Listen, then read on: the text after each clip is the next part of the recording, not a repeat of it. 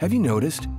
Whenever you see a commercial for ham on TV, it's often set in the countryside, with a nice family and a rustic backdrop.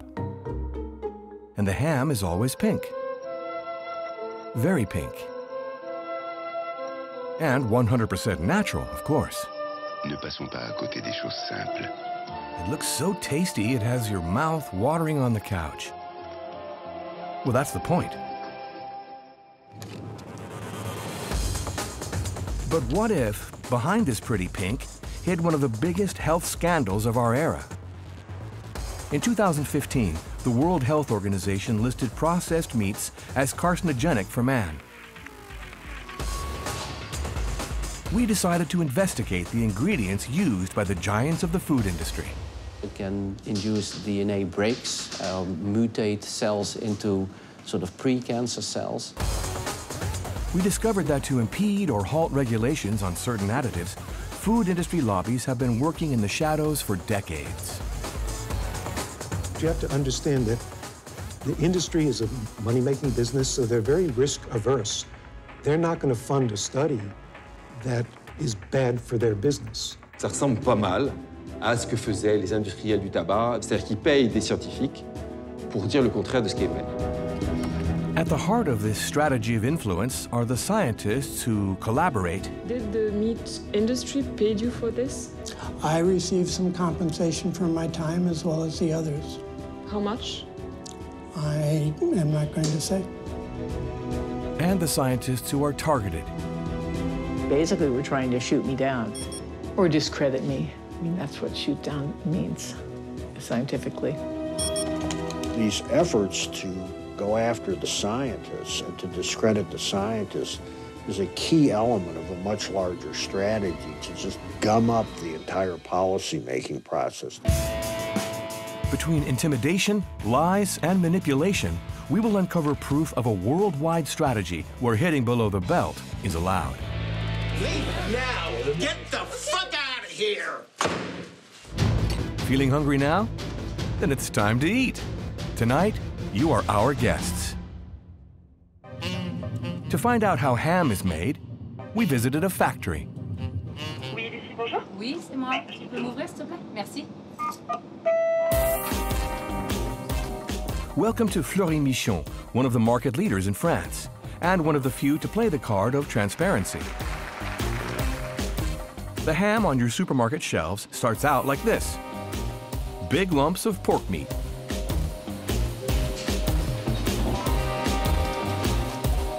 To add taste, a little vegetable stock. It all goes into a ham-shaped mold, and it's cooked. And the result? Perfectly pink, rounded slices. Have you grasped the basics? Well, let's rewind a little to see the detail that changes everything. To obtain this fine ham, there's another very important step. You have to inject the meat. A machine with a dozen syringes injects a liquid into the lumps of pork meat.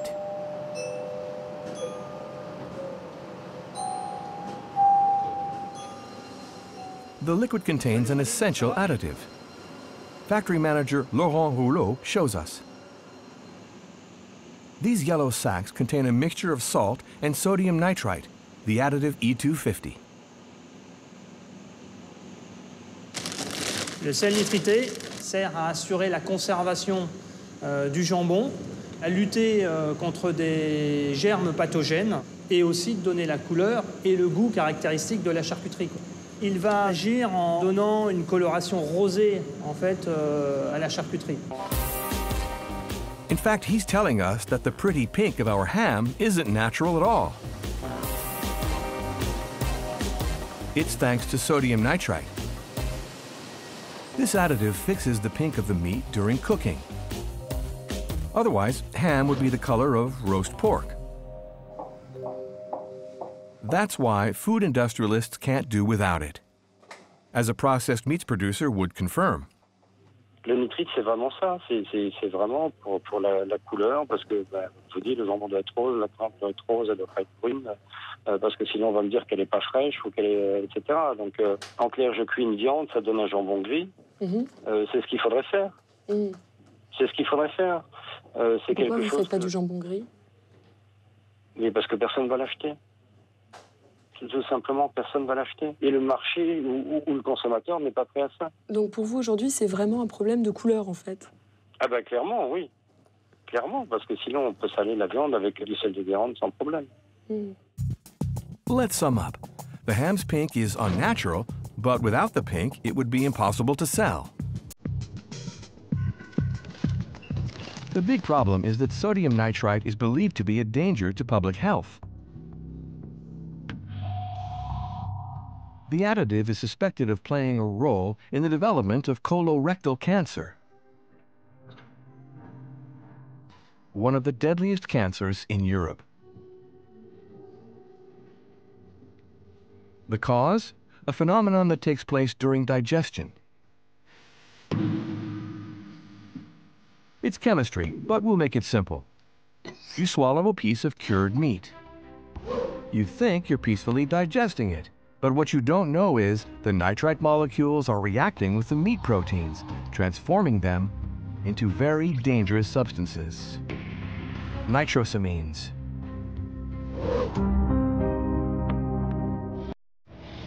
We went to the Netherlands to learn more about the effects of this chemical reaction on our health. To the Faculty of Medicine of Maastricht University. This is where the toxicologist Professor Theo de Kock works. He's been interested in nitrites for years, and by extension, nitrosamines. Nitrosamines are known to induce damage in the large intestine. So it can induce DNA breaks, mutate cells into sort of pre-cancer cells. And that's, of course, something that you want to prevent. Professor de Kock notably wanted to find out what happens inside the body when we don't eat processed meat and when we eat a lot of it. To do so, he conducted an experiment with human guinea pigs, like I'll know. For 2 weeks, this student ate 300 grams of processed meat a day, the equivalent of 8.5 sausages or 7 slices of ham. After 15 days, we saw that the exposure to nitrosamines was considerably increased. So it was up to between 2- and 3-fold increase as compared to the levels that we measured at start. The researcher measured the impact on the organism of this chemical mutation of nitrites into nitrosamines. In his lab, he tested the fecal water of big processed meat eaters like Arnaud.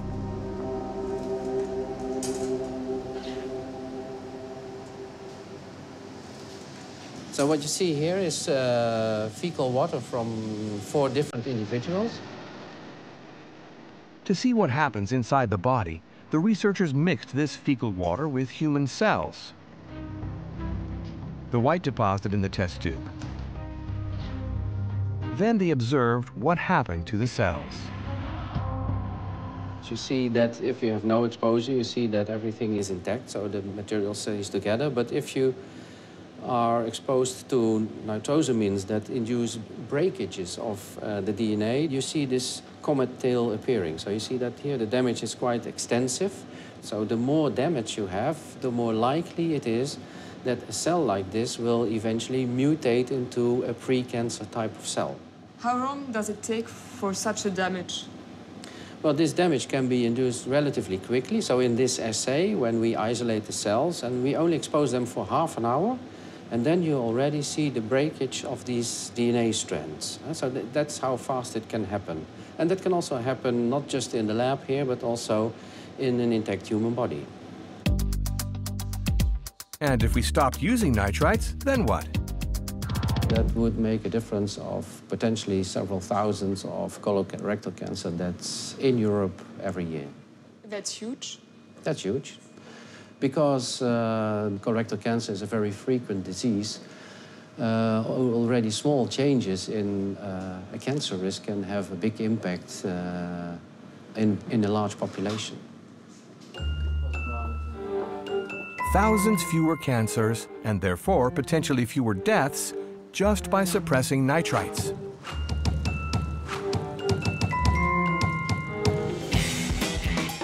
But the food industry has a sledgehammer argument for justifying the use of nitrites.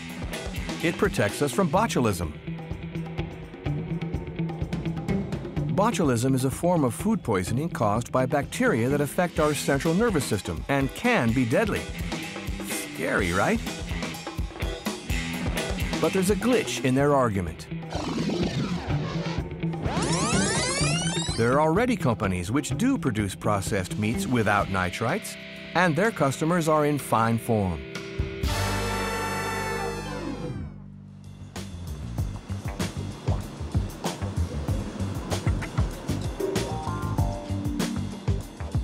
If you happen to be in Copenhagen, in Denmark, just after the Little Mermaid and the Quayside Promenade, pop into a supermarket, like we did.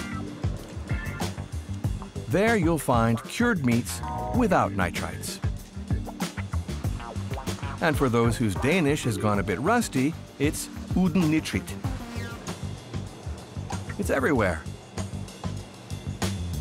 You can easily recognize it by its color, more brownish than pretty pink.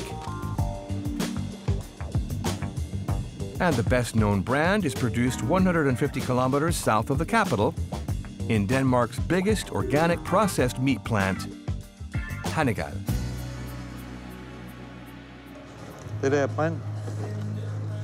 The boss, a biochemist, started in nitrite-free cured meats 25 years ago.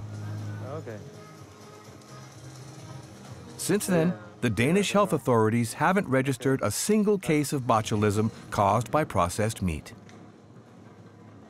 We do not have problems with this bacteria. I would say for the last 50 years, this has not been a reasonable topic in Western Europe.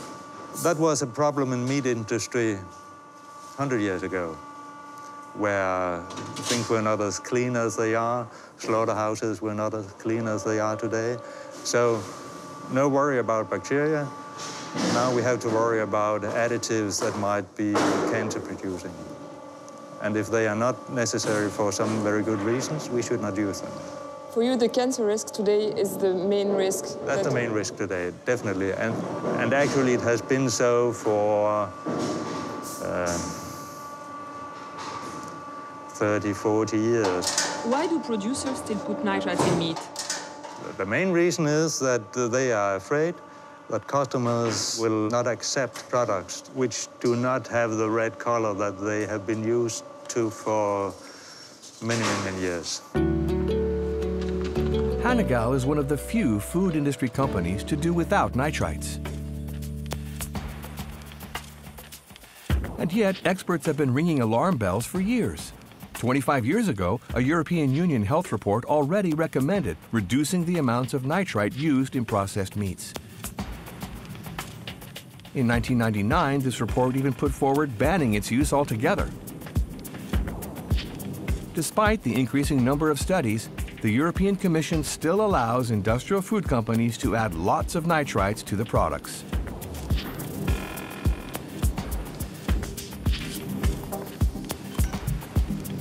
So we went to ask the Commissioner for Health and Food Safety, a former health minister in Lithuania, a few questions. Why don't get the levels lower? I would like to guarantee you that it is of course in the hands of institutions which are responsible to follow, to say, and to present to us final results. You know, it always takes time and responsibility. For over an hour, the Commissioner attempted to pull the wool over our eyes. In spite of all the reports by experts, which for 25 years have warned the authorities about the dangers of nitrites. All these studies, you don't think they're enough? You know, all those studies are open. Thanks to transparency, thanks to possibility to have them, to show to people that we are ready to follow and to see and to do how to move for as soon as possible. Transparency is good, but decisions are better. But sorry, all decisions are in lines of procedures. Can you imagine like that decision to make? If I will be king of the European Union, oh, but I am not king of European Union. I mean, this story has been going on for so long. No, sorry to say. It's very sorry to say. This story shows that all standards are in safety line. In this case, why Europe lost against Denmark in the European Court of Justice in this nitrite story? I don't know.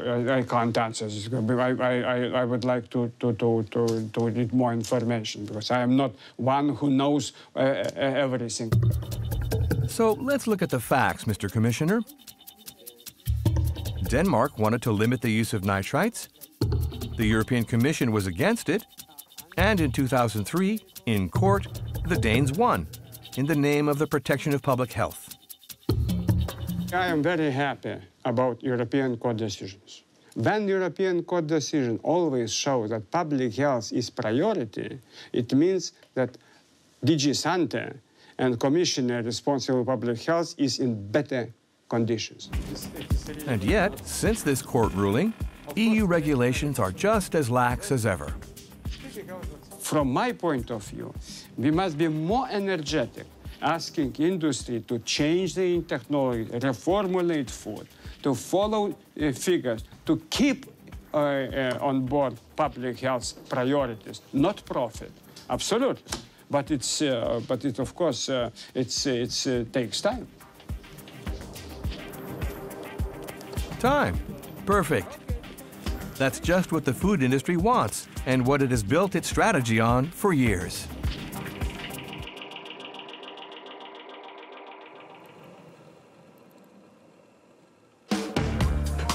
Because when it comes to nitrites, industrialists have been waiting out the clock for 40 years. 40 years of scientific manipulation, blackmail, and intense lobbying, so the meat business can carry on bringing home the bacon. And it all began on the other side of the Atlantic.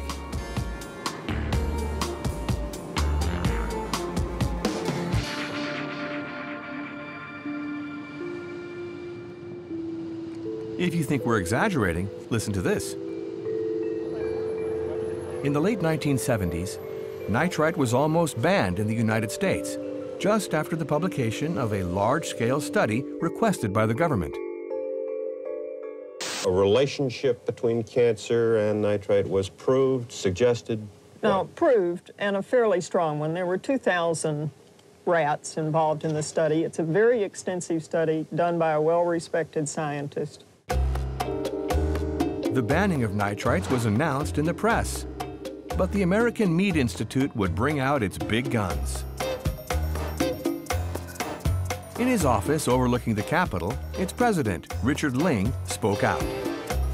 Processed meats that contain nitrites are a big thing. The retail value of them about $12.5 billion.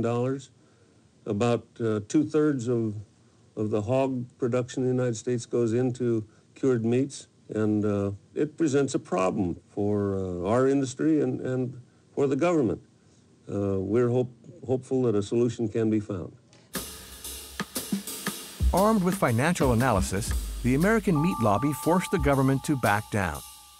The banning of nitrites would send pork prices plummeting and cause an apocalypse. But it was a political event that would close the debate. In 1980, Ronald Reagan was elected President of the United States. And guess who entered into government? Richard Ling, the president of the American Meat Institute himself. The idea of banning nitrite was forever buried. The experiment-based study on 2,000 rats ended up in the trash can. And after that, the same fate would await every scientific publication calling nitrites into question.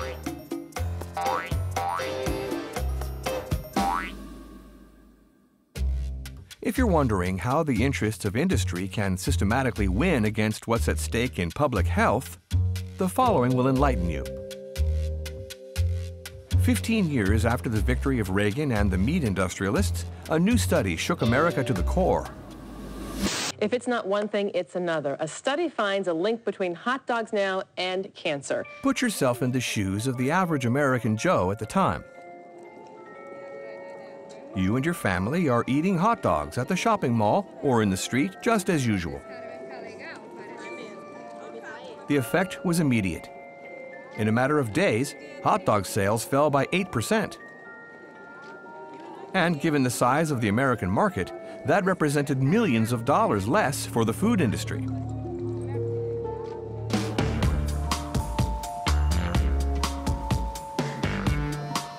The author of the hot dog study that caused sales to plummet was Susan Preston Martin. She's now a retired scientist living near Los Angeles in a residential suburban setting straight out of an American soap. After several tense months of talks, she agreed to see us.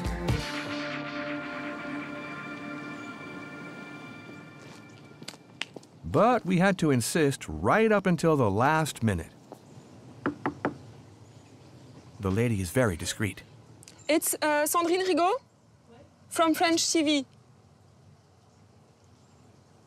I don't know what you said. Mrs. Preston Martin? Yes. Yes, I'm Sandrine Rigaud from French TV. Oh, gosh. Hello. No, With her discoveries on processed meats, the researcher was the victim of a number of attacks. But she agreed to look back at her work, which showed a link between the excessive eating of hot dogs and certain rare cancers in children. How did you find the relationship? Well, just the way we always did when we did case control studies. We started out with a group of children who had leukemia and compared them to a group of children who didn't have leukemia. And we asked the mothers about what they fed the children. And sure enough, the kids with leukemia ate more hot dogs. What did you think when you saw this strong relationship? Because it was quite a strong relationship. It was with hot dogs. I was a little bit surprised and just reserved judgment, which is what epidemiologists do when they find something they don't expect. From that moment on, for the food industrialists, Susan Preston Martin became public enemy #1. The meat lobby, they definitely didn't like what we were doing. They were terribly upset, and I could understand that. You know, their livelihood was making processed meats, and they didn't want anything coming out saying that those were not good for you. Basically, were trying to shoot me down or discredit me. I mean, that's what shoot down means scientifically. What we discovered went much farther. The scientist had never realized just whom she was dealing with. America made the hot dog famous. Oscar Mayer gave it diggity. In the U.S., the undisputed champion of supermarket-sold hot dogs has always been Oscar Mayer. America's #1. A brand of the Kraft Foods Group, a giant of the food industry. So far, no surprises. But what's less known is that at the time, and until 2007, Kraft was owned by Philip Morris, the world's second-largest tobacco company. A lobby which went as far as lies and manipulation to defend its own interests, notably in the big tobacco lawsuits of the 1990s. You believe nicotine is not addictive? I believe nicotine is not addictive, yes. I believe nicotine is not addictive. Questioning proven scientific facts, the strategy worked perfectly for years with tobacco.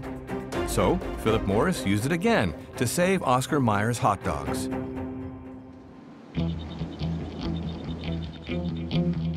To understand how the multinational manipulated science to defend its investments in cured meats, we headed to Northern California,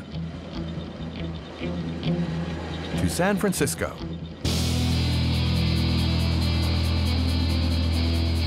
This university library holds what are commonly known as the tobacco documents, millions of internal tobacco industry documents.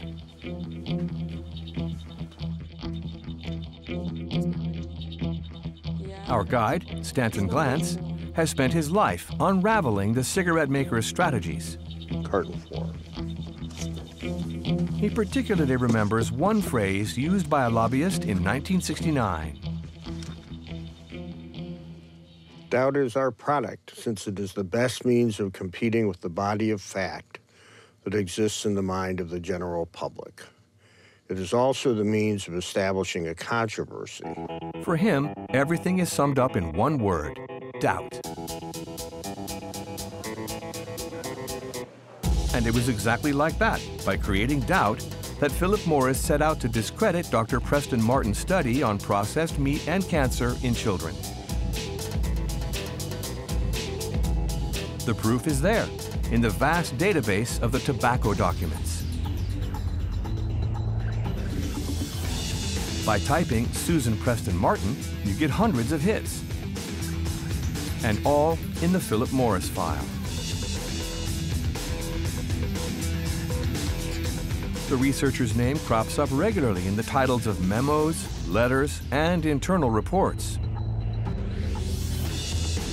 The multinational believed her study on hot dogs would reopen the debate surrounding nitrites from the 1970s. So it paid scientists to go through her work with a fine-tooth comb in order to find any weak points. Even her contracts and grant papers passed under the microscope. Basically, anything that could be used against her and weaken her in the eyes of the government and the press.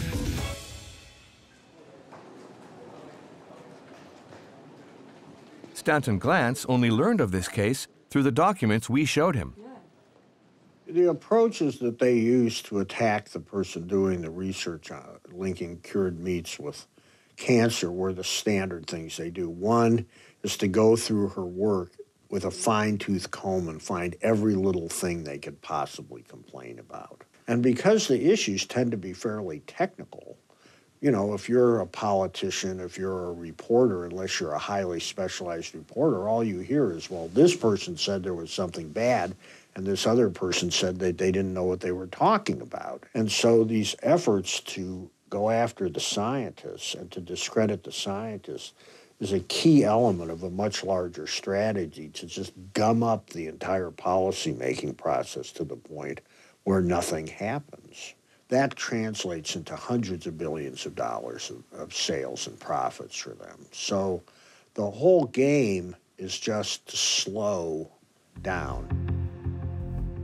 In the documents on Dr. Preston Martin, other, even more Machiavellian scenarios were studied. Here, it was suggested that talks be held with the scientist. And here, a proposed seminar in order to lure her. The aim? To influence her and even shape the conclusions of her future studies.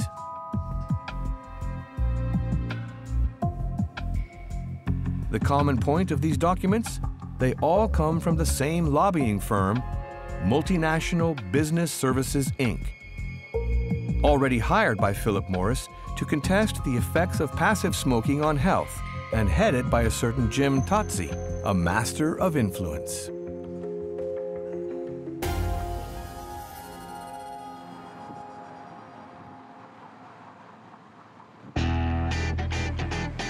Amazingly, in Washington, the heart of American power, this lobbyist is still well established.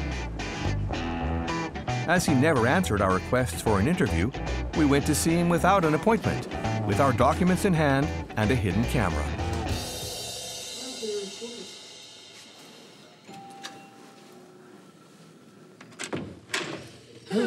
Hi. Hello.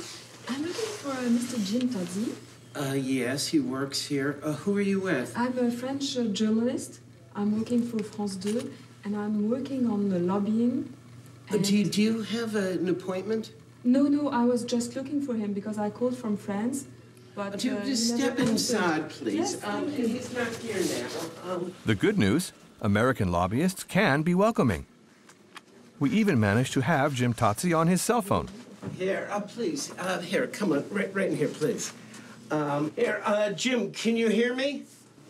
I can hear you, yeah. I wanted to ask you some questions about Susan Preston Martin. No, I don't even know the lady. How'd you get my name? I haven't read her works or anything. Because you have set up a strategy to discredit her work for Oscar Mayer. So I wanted to know more about this. Bruce, can you... What? Excuse me? I have no idea what she's talking about. Hey, but who is this the press lady? Which newspaper? I have no idea who you're working for, so I'm going to have to leave. No, I can send you my I'm email. going to have to ask you to leave. I'm just asking for an interview. I understand you have a If you liked the welcoming lobbyist, you'll love the angry one. I'm asking you to have no appointment. No, please leave now. Do I need to leave? You can leave if you want. Yes, please leave. I am ordering you out. Okay, just leave now. Out. Get the fuck out of here. Okay, no problem. Do you understand? Get the fuck out. Now get the flying fuck out of here and do not come back. Thank you. Pity it had to end like that. In the end, Mr. Totsi did a great job. Well, at least for the industrialists. Back then, his anti-Preston Martin arguments were brought into the media spotlight by this health journalist on a major national TV channel a few days after the publication of the famous study.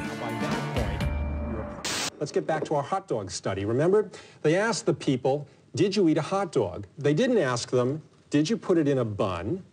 Did you put ketchup on it? Ugh.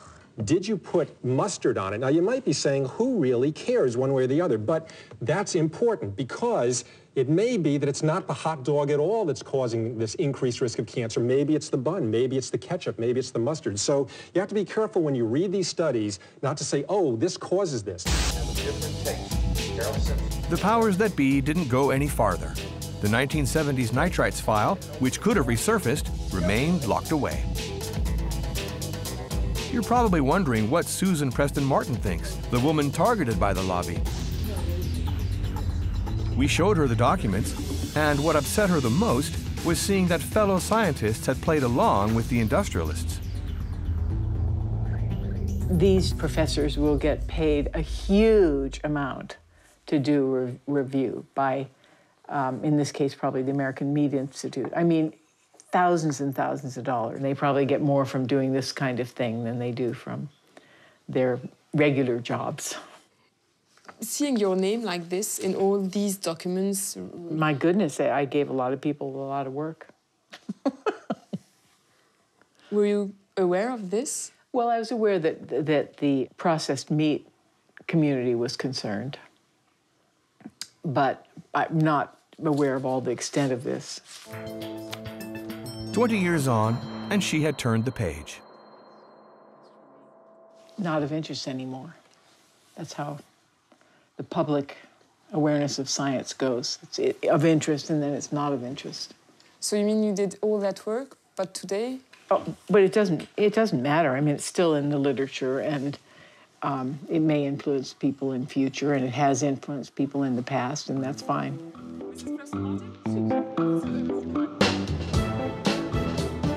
But another scientist involved in the case has enjoyed a much more flourishing career. A scientist paid by the American Meat Institute to shoot down Susan Preston Martin's work. David Klurfeld. Today, David Klurfeld is head of the U.S. government's nutrition program, and he's invited all over the world for scientific conferences where he gives his expert's point of view, totally independently. I'd like to introduce the reasons why I think meat is an important component of a healthy diet. Spend just a very brief amount of time on that. On that day, he was in France, speaking to scientists from around the world about meat and the link between processed meat and cancer in order to denounce, backed up by PowerPoint, the climate of fear, panic, and even hysteria. And we know, because we were there. It was right at the start of our investigation, when we barely knew about nitrites, and had the need of enlightened specialists to help us. So there are new reviews published this year that say nitrite is not harmful, and others that say it is harmful. I don't think anybody really knows definitively what the answer is. A few months after this handshake, when we had learned more about the industry of doubt, bells started ringing. So we took advantage of our trip to America to ask him for another interview. Only this time, with a lot more cards up our sleeve.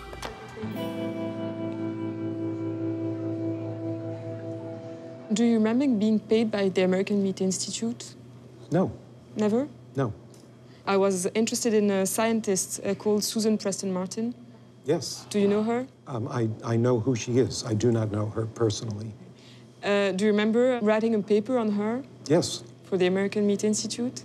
No. I found this, and it was prepared for the American Meat Institute. Okay, this is something different, yes.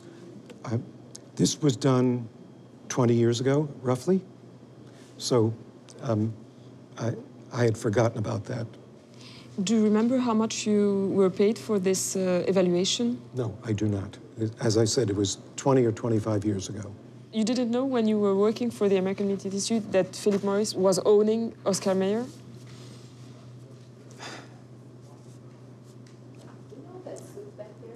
I'm not going to say yes or no at this point in time because it's more than 20 years ago. Did you know that the tobacco strategy motto was, "Doubt is our product"? No, I never heard that.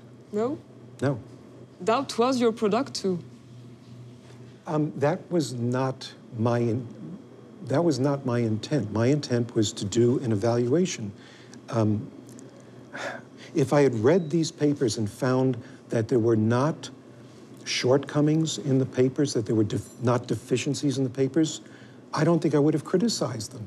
But don't you think that your point of view would be stronger and your argument stronger if I hadn't found that you had been once paid by the American Meat Institute? No, I don't think that would change. It wouldn't change my point of view. It might change your point of view, that you tend to not believe what I'm saying because 25 years ago I got some amount of money that I don't remember. Ah, we're making progress. He can't remember how much, but he does remember getting paid. But you have to understand that the industry is a money-making business, so they're very risk-averse. They would not fund a study that someone would propose to them that eating hot dogs increases the risk of childhood cancer. Why would they fund that? You know, they would only fund something that proposes that childhood cancer is prevented by eating more hot dogs, or there's no relationship. You know, they're not going to fund a study that is bad for their business. Well, at least he's honest. Much of the meat industry's lobbying depends on collaboration with paid scientists, and that's still how things work.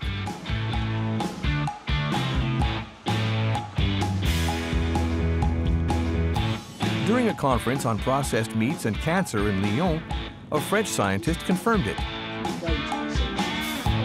Denis Coudray is a reference on the subject, an internationally renowned expert.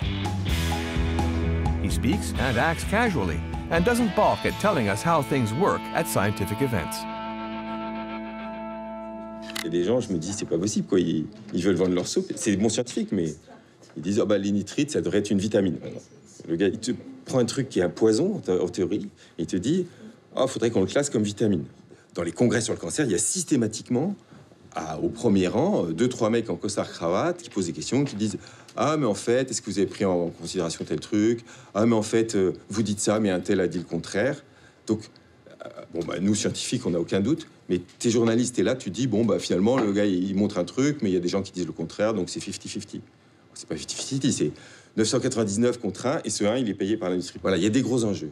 Hein. Je suis peut-être un peu parano, hein, mais je crois pas.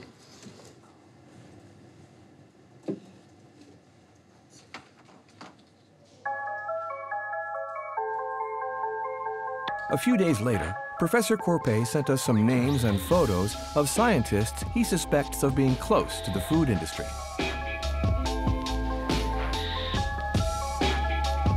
Among them, 2 Americans he came across at a conference on meat and cancer. Andrew Milkowski and Nathan Bryan. As we checked out these scientists' profiles, we discovered a document which should certainly never have been on the web. An internal report issued by the American Meat Institute. It lays out the strategy for influencing the decisions of high-profile organizations.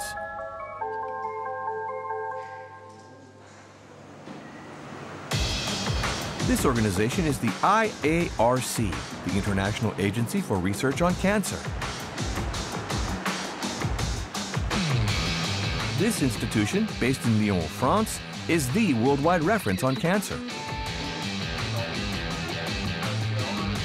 In 2006, IARC scientists classified nitrites in the probably carcinogenic category of products, Group 2A.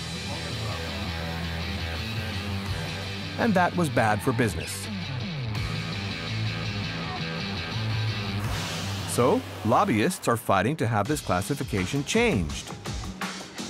Page 64 of the document. Change in the IARC nitrate-nitrate classification from 2A to 2B, or possibly carcinogenic products. The strategy has a name, IARC Challenge. It notably involves the 2 scientists we were interested in, Andrew Milkowski and Nathan Bryan.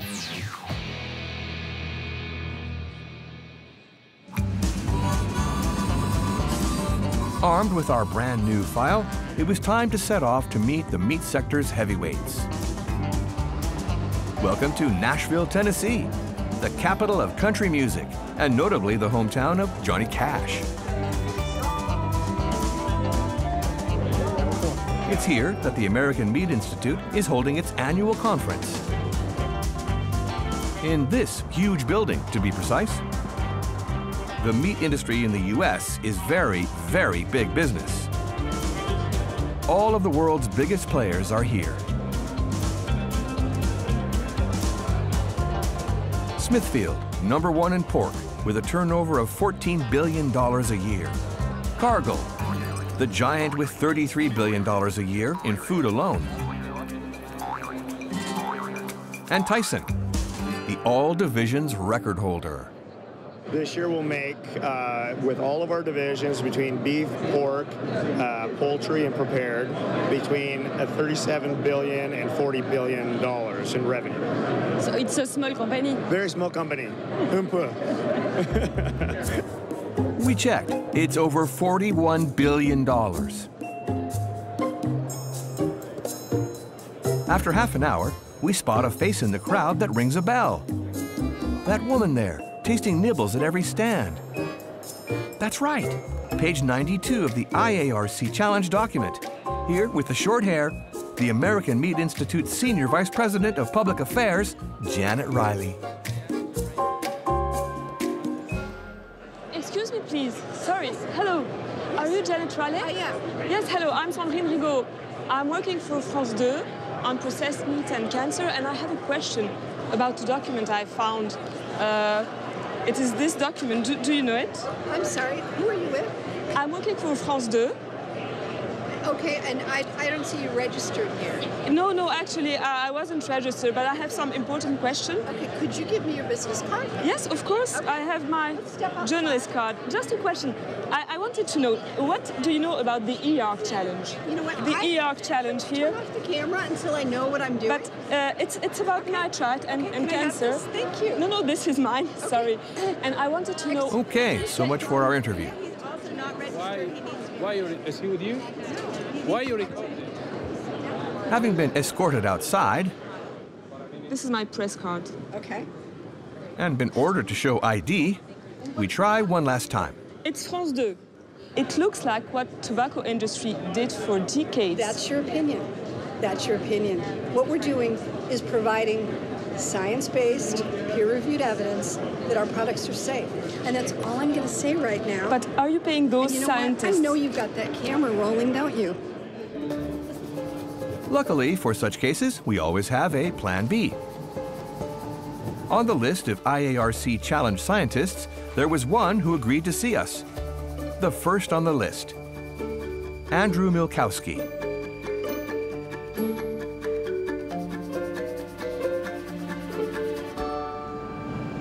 We head to Madison, Wisconsin.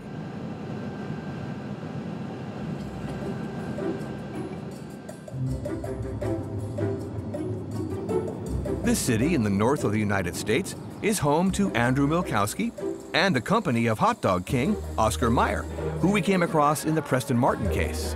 America's #1. The scientist worked for this company for 30 years. He now teaches at the university. But he doesn't hide his proximity to the American meat lobby. Presented with our IARC challenge documents, he acknowledges everything, or almost. So did the meat industry pay you for this? I received some compensation for my time as well as the others. How much? I am not going to say. I don't know, thousands or tens of thousands of dollars? Small amounts. Small amounts? Can we have an idea? No. No? Defending nitrite seems to be a very big thing for industry. Looking for substitutes has been attempted and was a total failure. Something as chemically simple as nitrite and as unique as nitrite, having a substitute has not been possible to anyone's ability. But if there is a small risk of getting cancer, don't you think it's important to try to find a solution? That is where we disagree, because I do not believe that that risk is true. You think there is no risk at all? I think the risk is unquantifiable and unknown if it indeed exists. On hearing that, we pulled this expression. So for Andrew Milkowski, the colorectal cancer, the hundreds of studies on the dangers of nitrites, none of it exists. Off you go, nothing to do with it.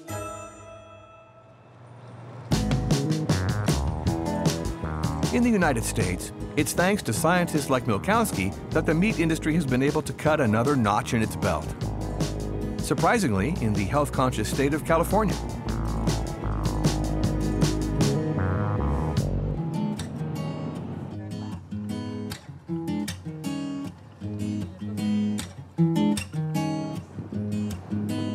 This imposing building is home to the state cabinet-level California Environmental Protection Agency. We have an appointment with Sam Delson, Deputy Director for External and Legislative Affairs. He'll show us a document that doesn't exist in any other American state. Hello, Michelle. Long time no see. Hi, Sam. Hello. Sandrine. So this is the list of all the agents? It's a list of substances judged dangerous to man by the state of California. To do business here, manufacturers are banned from using these substances, or they are obliged to warn consumers. And it's very restrictive, because there are over 800 products on the list. So a good example of that would be tobacco smoke. We talk about lead. There's other things like benzene. That would be something, you know, we have common in things like exhaust. And then here we have aspirin. And there's aspirin? Aspirin, yeah. It's a special note, especially for pregnant women. Oh, here's kind of an odd one, but, you know, things like bracken fern. You know, if you want to eat this, go for it, but be aware that you maybe don't want to eat it every single day. So we don't find nitrite? Nitrite is not on the list. It's been years since nitrites have been targeted, but procedures have never been seen through. When we believe a chemical meets the criteria for listing, we post what's known as a notice of intent to list, and that triggers a period in which people can submit public comments on whether it does or does not meet the criteria. We review the comments before making a final decision to complete the listing. Regarding nitrites, here are the comments that swung the scales.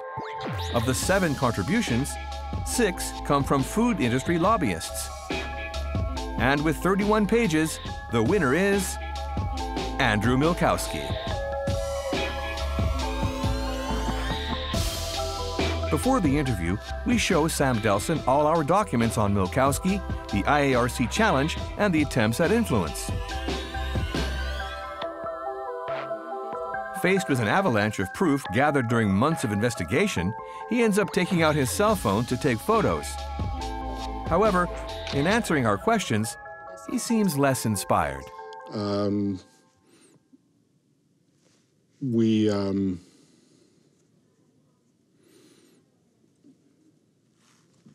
It's their business if they think that they can influence a decision beyond the science, but we let the science do the talking. Do you think it might happen that sometimes you are manipulated by the industries? We do our best to make decisions based solely on the science, regardless of whatever pressure or attempts at persuasion may be made by any outside group. Okay. California will re-examine the dangers of nitrites, but not before next year. For the lobby, it's a mini victory. Time gained and profits not lost. In Europe, a new study on nitrites was expected in December 2015. Almost a year later, it still has not been published.